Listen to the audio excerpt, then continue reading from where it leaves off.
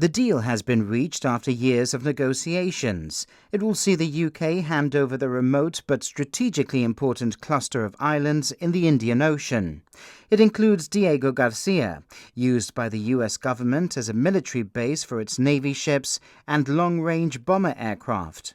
The announcement was made in a joint statement by the British and Mauritian Prime Ministers.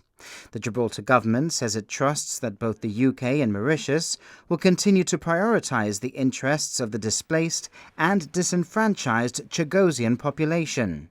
It says the wrongs suffered by the Chagosians were, by the UK's own admission, shameful and reminiscent of the worst types of colonialism and led to various legal actions in the UK courts in which the Chagosians made claims against the United Kingdom government.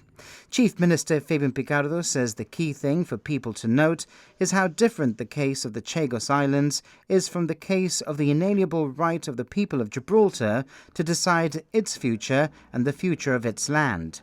He says the UK has made clear it will not enter into arrangements under which the people of Gibraltar would pass under the sovereignty of another state against their freely and democratically expressed wishes, and also reaffirms at the United Nations and elsewhere that it will not enter into a process of sovereignty negotiations with which Gibraltar is not content.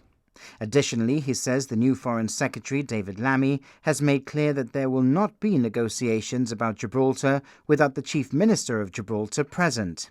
He says that is hugely important and demonstrates the United Kingdom's cast-iron commitment to the right of self-determination of the people of Gibraltar. Mr. Picardo says the Chagosians have suffered greatly in being excluded from their islands for half a century, and this treaty may finally lead to them being able to go back to the islands.